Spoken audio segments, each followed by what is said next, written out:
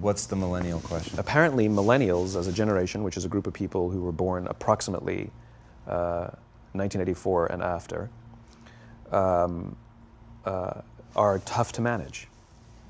And they're accused of being entitled and narcissistic and self-interested, unfocused, lazy. But entitled is the big one. And because they confound leadership so much, what's happening is leaders are asking the millennials, what do you want? And millennials are saying, we want to work in a place with purpose, love that. We want to make an impact, whatever that means. We want free food and beanbags.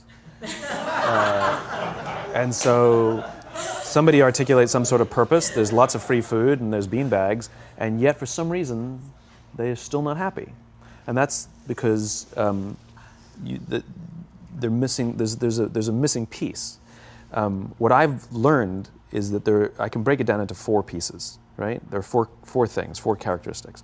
One is parenting, the other one is technology, the third is impatience, and the fourth is environment. The generation that we call the millennials, too many of them grew up subject to, not my words, failed parenting strategies, where, for example, they were told that they were special all the time. They were told that they could have anything they want in life, just because they want it, right? They were told, some of them got into honors classes, not because they deserved it, but because their parents complained. And some of them got A's, not because they earned them, but because the teachers didn't want to deal with the parents. Some kids got participation medals. You got a medal for coming in last, right? Which the science we know is pretty clear, which is it devalues the medal and the reward for those who actually work hard. And it actually makes the person who comes in last feel embarrassed because they know they didn't deserve it. So it actually makes them feel worse, right? So you take this group of people and they graduate school and they get a job and they're thrust into the real world, and in an instant they find out they're not special, their moms can't get them a promotion, that you get nothing for coming in last, and by the way, you can't just have it because you want it, right? And in an instant, their entire self-image is shattered. And so you have an entire generation that's growing up with lower self-esteem than previous generations. The other problem, to compound it, is we're growing up in a Facebook, Instagram world. In other words, we're good at putting filters on things. We're good at showing people that life is amazing even though I'm depressed, right? And so everybody sounds tough, and everybody sounds like they got it all figured out. And the reality is there's very little toughness, and most people don't have it figured out. And so when the more senior people say, well, what should we do? They sound like, this is what you got to do. And they have no clue, right? So you have an entire generation growing up with lower self-esteem than previous generations, right? Through no fault of their own, right? They were dealt a bad hand, right? Now let's add in technology. We know that engagement with social media and our cell phones releases a chemical called dopamine.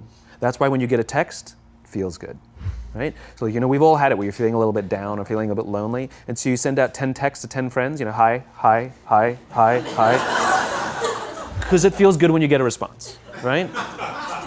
Right?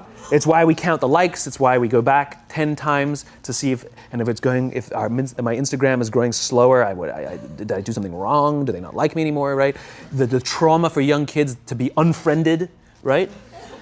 Because we know when you get it, you get a hit of dopamine, which feels good. It's why we like it. It's why we keep going back to it.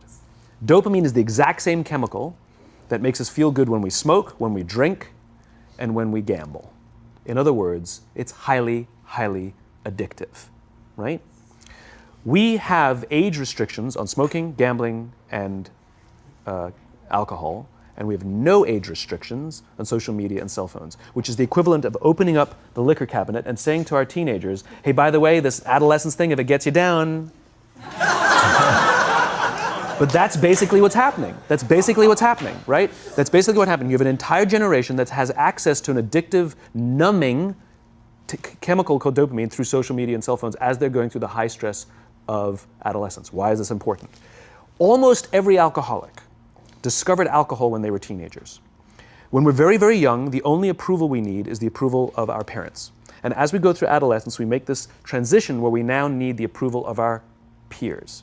Very frustrating for our parents, very important for us. It allows us to acculturate outside of our immediate families into the broader tribe, right? It's a highly, highly stressful and anxious period of our lives, and we're supposed to learn to rely on our friends. Some people, quite by accident, discover alcohol and numbing effects of dopamine to help them cope with the stresses and anxieties of adolescence. Unfortunately, that becomes hardwired in their brains, and for the rest of their lives, when they suffer significant stress, they will not turn to a person, they will turn to the bottle. Social stress, financial stress, career stress, that's pretty much the primary reasons why an alcoholic drinks, right? What's happening is because we're allowing unfettered access to these dopamine-producing devices and media, basically it's becoming hardwired, and what we're seeing is as they grow older, too many kids don't know how to form deep, meaningful relationships. Their words, not mine. They will admit that many of their friendships are superficial.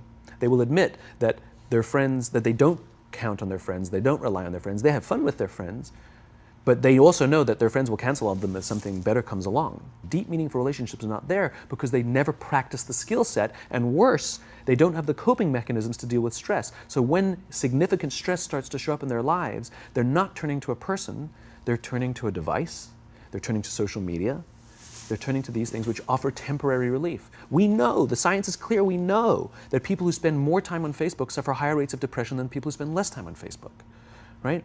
These things balanced. Alcohol is not bad, too much alcohol is bad. Gambling is fun, too much gambling is dangerous, right? There's nothing wrong with social media and cell phones. It's the imbalance, right? If you're sitting at dinner with your friends and you're texting somebody who's not there, that's a problem. That's an addiction.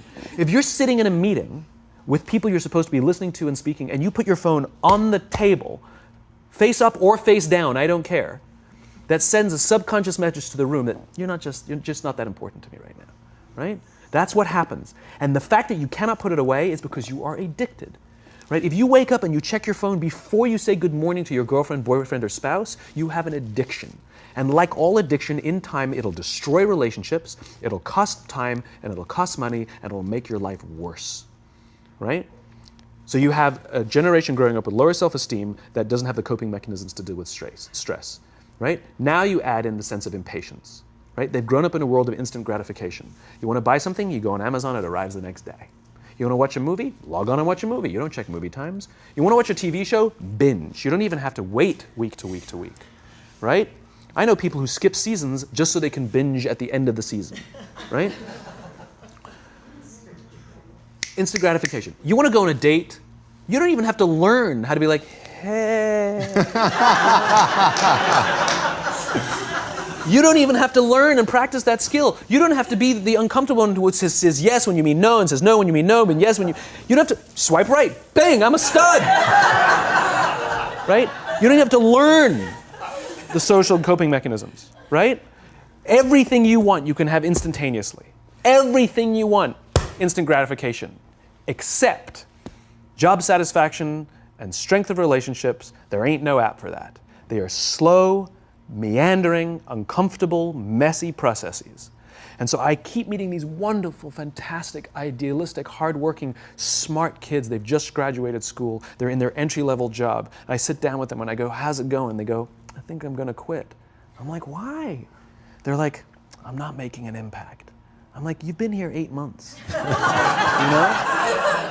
It's as if they're standing at the foot of a mountain and they have this abstract concept called impact that they want to have in the world, which is the summit. What they don't see is the mountain. I don't care if you go up the mountain quickly or slowly, but there's still a mountain. And so what this young generation needs to learn is patience. That some things that really, really matter, like love, or job fulfillment, joy, love of life, self-confidence, a skill set, any of these things, all of these things take time. Sometimes you can expedite pieces of it, but the overall journey is arduous and long and difficult. And if you don't ask for help and learn that skill set, you will fall off the mountain, or you will, the worst case scenario, and we're already seeing it, the worst case scenario is we're seeing an increase in suicide rates, we're seeing an increase in this generation, we're seeing an increase in accidental deaths due to drug overdoses, we're seeing more and more kids drop out of school or take leaves of absence due to depression, unheard of. These are all, this is really bad. The best case scenario, those are all bad cases, right? The best case scenario is you'll have an entire population growing up and going through life and just never really finding joy. They'll never really find deep fulfillment in work or in life. They'll just waft through life and it'll be just, it's fine. How's your job? It's fine. It's the same as yesterday. How's your relationship? It's fine. Like that's the best case scenario, which leads me to the fourth point, which is environment, which is we're taking this amazing group of young, fantastic kids who are just dealt a bad hand. It's no fault of their own. And we put them in corporate environments that care more about the numbers than they do about the kids. They care more about the short-term gains than the long-term life of this young human being. We care more about the year than the lifetime, right? And so we are putting them in corporate environments that aren't helping them build their confidence, that aren't helping them learn the skills of cooperation, that aren't helping them overcome the challenges of a digital world and finding more balance, that isn't helping them overcome the need to have instant gratification and teach them the joys and impact and the fulfillment you get from working hard on something for a long time that cannot be done in a month or even in a year. And so we're thrusting to them in corporate environments, and the worst part about it is they think it's them. They blame themselves. They think it's them who can't deal. And so it makes it all worse. It's not. I'm here to tell them it's not them. It's the corporations. It's the corporate environments. It's the total lack of good leadership in our world today that is making them feel the way they do. They were dealt a bad hand, and I hate to say it, but it's the company's responsibility. Sucks to be you, like we have no choice, right? This is what we got, and I wish that society and their parents did a better job. They didn't. So we're getting them in our companies, and we now have to pick up the slack. We have to work extra hard to figure out the ways that we build their confidence. We have to work extra hard to find ways to teach them the social skills that they're missing out on. There should be no cell phones in conference rooms. None. Zero. And I don't mean the kind of like sitting outside waiting to text. I mean like when you're sitting and waiting for a meeting to start, this is what we all do. We all sit here and wait for the meeting to start. Meeting starting? Okay. And we start the meeting. No, that's not how relationships are formed. Remember we talked about it's the little things? Relationships are formed this way. We're waiting for a meeting to start and we go, how's your dad? I heard he was in the hospital. Oh, he's really good. Thanks for asking. He's actually at home now. Oh, I'm really glad. It was really amazing. I know, it was really scary for a while. That's how you form relationships. Hey, did you ever get that report done? Oh my God, no, I didn't. I'll help you out. Can I help you out with that? Really? That's how trust forms. Trust doesn't form at an event in a day. Even bad times don't form trust immediately. It's the slow, steady consistency. And we have to create mechanisms where we allow for those little innocuous interactions to happen. But when we allow cell phones in conference rooms, we just, okay, have the meeting. And then my favorite is like when there's a cell phone there and you go like this, you go. It rings and you go. I'm not going to answer that. Like, Mr. Magnanimous, you know? When you're out for dinner with your friends, like, I do this with my friends. When we're going out for dinner and we're leaving together, we'll leave our cell phones at home. Who are we calling? Maybe one of us will bring a phone in case we need to call an Uber or take a picture of our meal. That goes without saying, come on. I'm an idealist, but I'm not insane. You know? At a heathen. I mean, it looked really good. We'll take one phone. And so it's like an alcoholic. The reason you take the alcohol out of the house is because we cannot trust our willpower. We're just not strong enough. But when you remove the temptation, it actually makes it a lot easier. And so when you just say, don't check your phone, people literally will go like this. And somebody will go to the bathroom, and what's the first thing we do? Grab the phone. Because I wouldn't want to look around the restaurant for a minute and a half, you know? But if you don't have the phone, you just kind of enjoy the world. And that's where ideas happen. The constant engagement is not where you have innovation and ideas. Ideas happen when our minds wander and we go, and you see something, I bet they could do that. That's called innovation, right? But we're taking away all those little moments, right? You should not, and none of us should charge our phones by our beds. We should be charging our phones in the living rooms, right? Remove the temptation. You wake up in the middle of the night because you can't sleep, you won't check your phone, which makes it worse. But if it's in the living room, it's relaxed, it's fine. But it's my alarm clock. buy an alarm clock. They cost $8, right? I'll buy you an alarm